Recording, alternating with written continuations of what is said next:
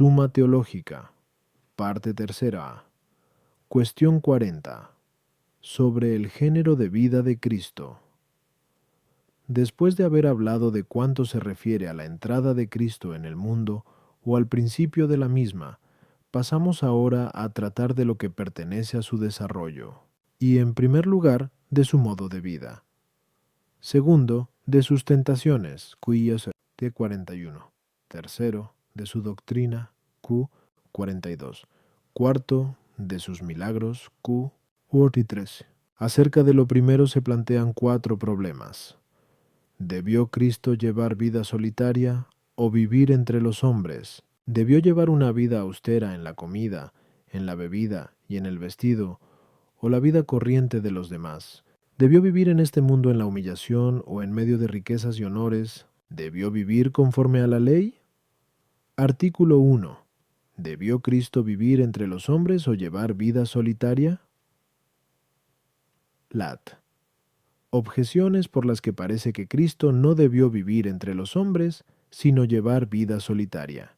1. Era conveniente que Cristo, mediante su vida, se manifestase no solo como hombre, sino también como Dios. Ahora bien, a Dios no le cuadra vivir entre los hombres, pues se dice en Dan 2:11, a no ser los dioses, cuya morada no está entre los hombres, y el filósofo escribe en Hipol, y que quien vive en soledad, o es una bestia, en caso de que lo haga por inhumanidad, o es un dios.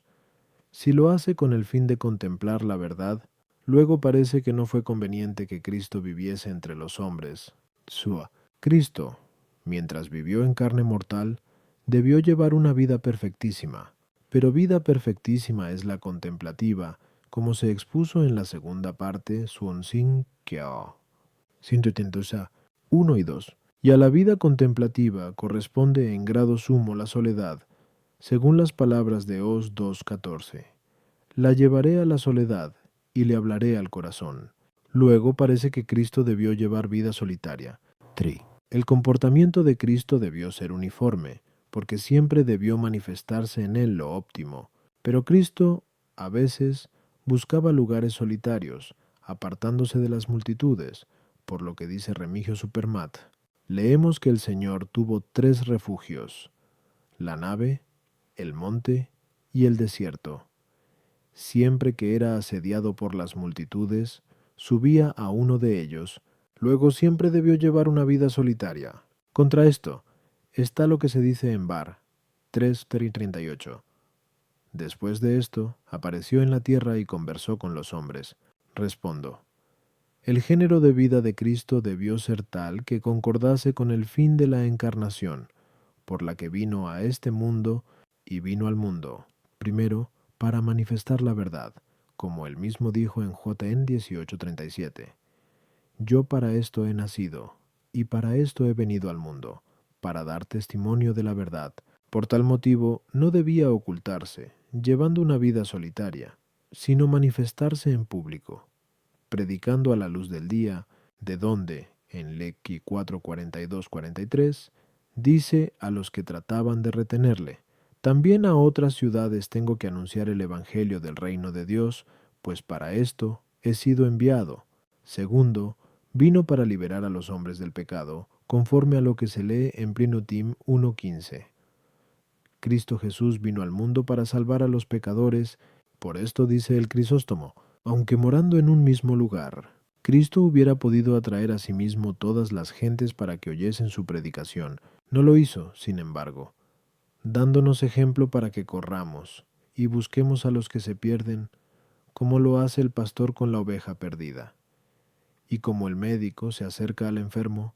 Tercero, vino para que por medio de él tengamos acceso a Dios, como se lee en Rom 5:2, y de este modo, conversando familiarmente con los hombres, fue conveniente que inspirase a los hombres confianza para que se allegasen a él, de donde, en MT 9:10, se dice: sucedió que, mientras estaba él en la mesa en su casa, muchos publicanos y pecadores vinieron a sentarse a la mesa con Jesús y sus discípulos.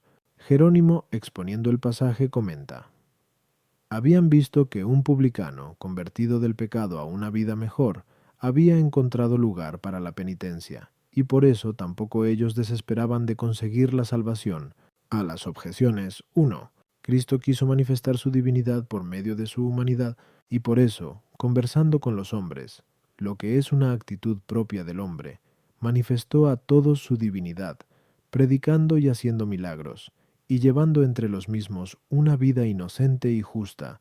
Tú, como se expuso en la segunda parte, Q. 1Q. 128-6. La vida contemplativa en absoluto es superior a la vida activa, que se aplica a actos corporales.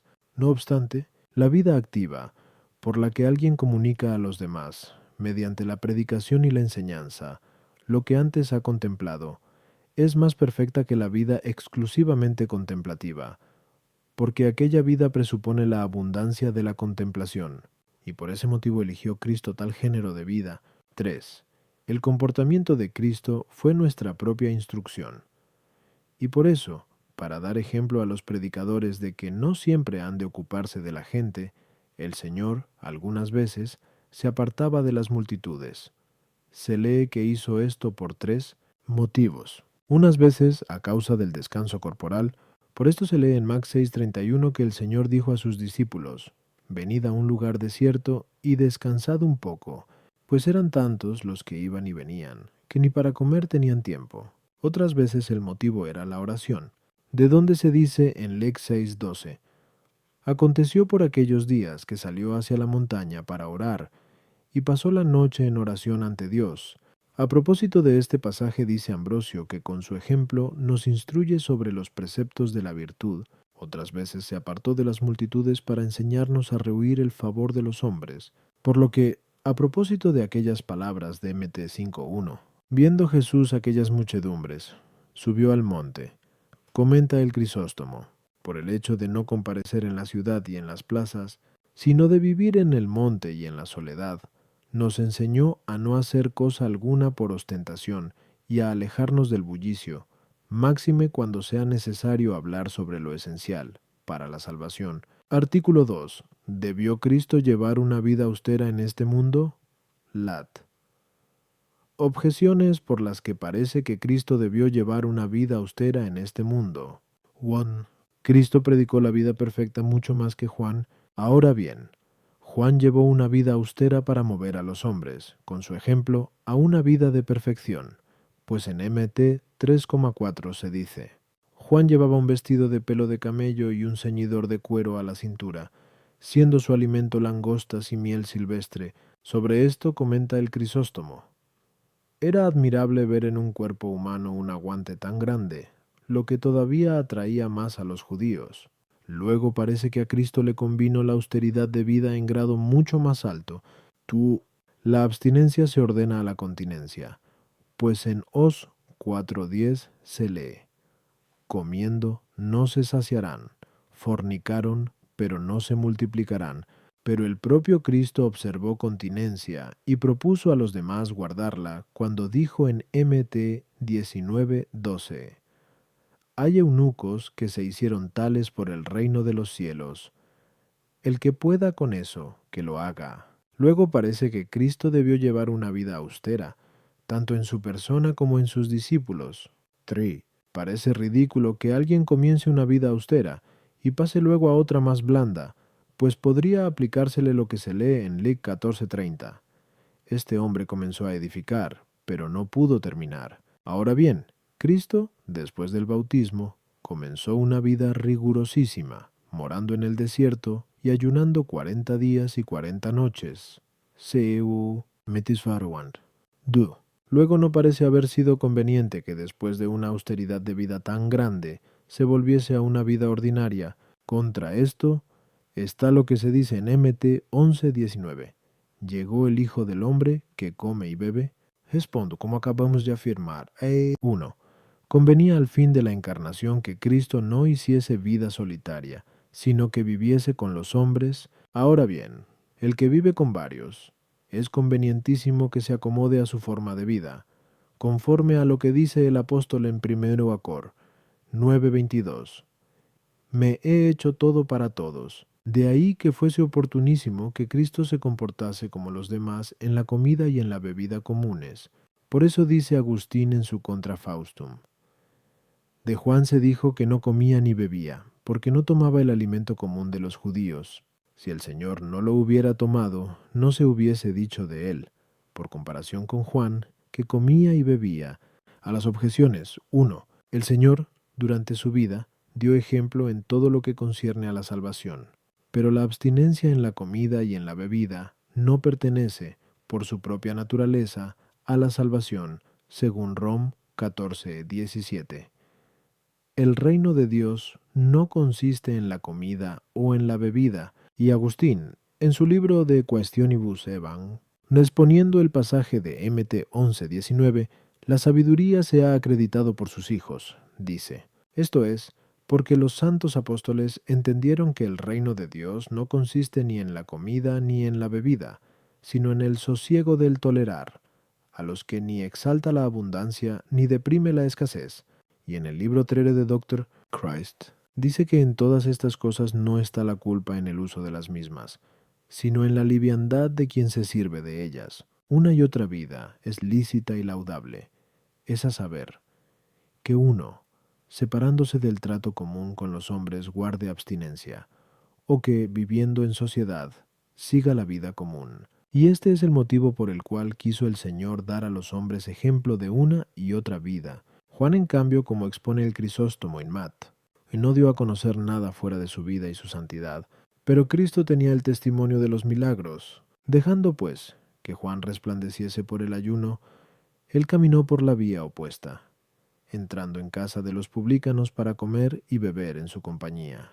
Tú, como otros hombres logran por medio de la abstinencia la virtud de la continencia, así también Cristo, por el poder de su divinidad, reprimía la carne en sí y en los suyos, de donde, como se lee en Mt 9:14, los fariseos y los discípulos de Juan ayunaban, pero los discípulos de Cristo no. Beda expone esto diciendo: Juan no bebe vino ni licores, porque la abstinencia aumenta el mérito de aquel que no tenía poder alguno sobre la naturaleza, pero el Señor, a cuya disposición estaba, por su propia naturaleza, perdonar los pecados, ¿por qué iba a rehuir a aquellos que podía hacer más puros que los que practican la abstinencia? 3. El Crisóstomo Inmad comenta: para que aprendas el gran bien que es el ayuno, y qué clase de escudo es contra el diablo, y cómo después del bautismo es necesario aplicarse al ayuno y no a la lascivia, ayunó él mismo, no porque lo necesitase, sino para aleccionarnos a nosotros, pero en el ayuno no fue más adelante que Moisés y Elías, para que no pareciese increíble su encarnación, como dice Gregorio: el misterioso ayuno de 40 días, a ejemplo de Cristo, es observado porque la virtud del decálogo se cumple en los 4 libros del Santo Evangelio, pues el 10 multiplicado por 4 nos da 40, o porque vivimos en este cuerpo mortal de 4 elementos, por cuya inclinación guerreamos contra los preceptos del Señor, que están contenidos en el decálogo, o, como escribe Agustín en el libro Octoanta Trium Quest, toda la enseñanza de la sabiduría consiste en conocer al Creador y a las criaturas. El Creador es la Trinidad, Padre, Hijo y Espíritu Santo. De las criaturas, unas son invisibles, como el alma, a la que se atribuye el número ternario, puesto que se nos manda amar a Dios de 3 maneras: con todo el corazón, con toda el alma, con toda la mente. Otras son visibles, como el cuerpo, al que corresponde el número cuaternario, por ser cálido, húmedo, frío y seco. Y el número 10, que expresa la totalidad de la doctrina, multiplicado por 4, que es el número atribuido al cuerpo, porque mediante éste se realizan los oficios, nos da el número 40, y por este motivo, el tiempo consagrado al llanto y al dolor se afra en el número 40. Y, sin embargo, nada tuvo de inconveniente la vuelta de Cristo a la vida normal después del ayuno y de la estancia en el desierto. Esto es oportuno para la vida de quien comunica a los demás lo que ha contemplado. Vida que decimos haber asumido Cristo, para que primero se entregue a la contemplación, y pase luego a los lugares públicos conviviendo con los otros. Por esto dice también, Veda in man. Cristo ayunó para que tú no eludas el precepto, comió con los pecadores para que, viendo su benevolencia, recomía su poder. Artículo 3. ¿Debió Cristo llevar una vida pobre en este mundo? Lat. Objeciones, por las que parece que Cristo no debió llevar una vida pobre en este mundo. 1. Cristo debió seguir la vida ideal, pero tal vida es la equidistante entre la riqueza y la pobreza, ya que en Prov 30,8 se dice, no me des ni pobrezas ni riquezas. Dame solo lo necesario para vivir. Luego Cristo no debió llevar una vida pobre, sino moderada. 2. Las riquezas exteriores se ordenan a las necesidades del cuerpo en lo que atañe al alimento y el vestido, pero Cristo llevó una vida común en lo que se refiere a estas dos cosas, de acuerdo con el estilo de aquellos con quienes convivía. Luego parece que también en la riqueza y la pobreza debió seguir la manera común de vivir y no practicar la máxima pobreza. 3.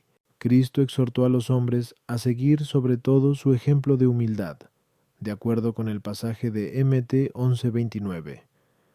Aprended de mí, porque soy manso y humilde. Ahora bien, la humildad se recomienda especialmente a los ricos, como está escrito en 1 Tim 6:17, ct 4. Los ricos de este mundo mándales que no sean altivos. Luego parece que Cristo no debió llevar una vida pobre. Contra esto está lo que se dice en Mt 8:20. El Hijo del Hombre no tiene dónde reclinar la cabeza, como si dijera tal como lo expone Jerónimo. ¿Cómo deseas seguirme por causa de las riquezas y las ganancias del mundo, cuando mi pobreza es tan extrema que no tengo ni una choza, y el techo que me cubre no es mío? Y a propósito de Mt 17:26, para no darles motivo de escándalo, vete al mar, el mismo Jerónimo comenta, esto, entendido sencillamente, edifica al oyente cuando escucha que el Señor vivió una pobreza tan extrema, que no tuvo con qué pagar el tributo por sí mismo y por el apóstol. Respondo, convino que Cristo llevase una vida pobre en este mundo, primero, porque esto era oportuno para el oficio de la predicación, por el que él dice haber venido en Mac 1:38, vayamos a las aldeas y ciudades, para predicar en ellas, pues a esto he venido. Es necesario que los predicadores de la palabra de Dios, para darse totalmente a la predicación, estén enteramente libres del cuidado de las cosas temporales. Esto no pueden hacerlo los que tienen riquezas, de donde el propio Señor, cuando envía a los apóstoles a predicar, les dice, no tengáis oro ni plata, se mete no. Y los mismos apóstoles dicen en Act 6:2, no es justo que nosotros abandonemos la palabra de Dios para servir a las mesas. Segundo, porque lo mismo que aceptó la muerte corporal para darnos la vida espiritual, de igual modo soportó la pobreza temporal para darnos las riquezas espirituales, según el pasaje de Duscor 8:9.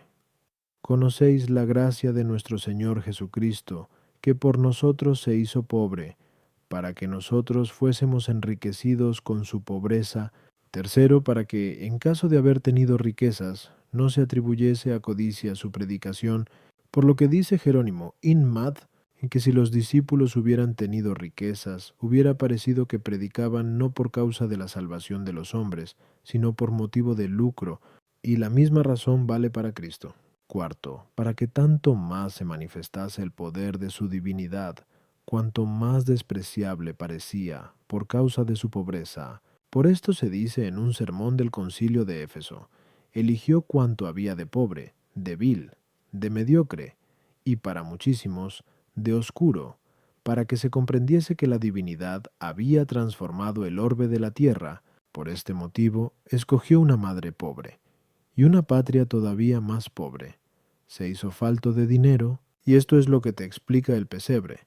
A las objeciones. 1. Parece que quienes desean llevar una vida virtuosa deben evitar el exceso de las riquezas tanto como la mendicidad, en cuanto son ocasiones de pecar, pues la abundancia de la riqueza da ocasión de ensoberbecerse, y la mendicidad la ofrece para robar, mentir o incluso perjurar, pero Cristo, al ser incapaz de pecar, no tenía motivo para evitar esas cosas por las causas que las evitaba Salomón. Aunque, sin embargo, no cualquier género de mendicidad es ocasión de robar o perjurar, como Salomón parece añadir en el mismo pasaje, sino sólo la que es contra la propia voluntad, para huir de la cual el hombre roba y perjura, pero la pobreza voluntaria está libre de este peligro, y tal pobreza fue la que Cristo eligió.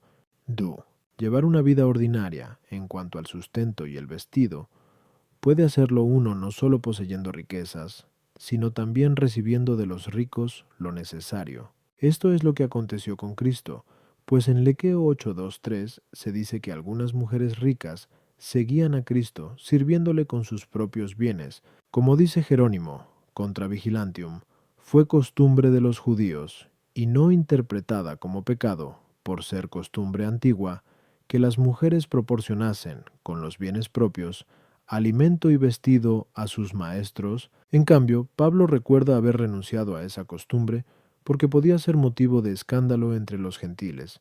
De este modo, podía contarse con el sustento ordinario sin una solicitud que impidiese el oficio de la predicación.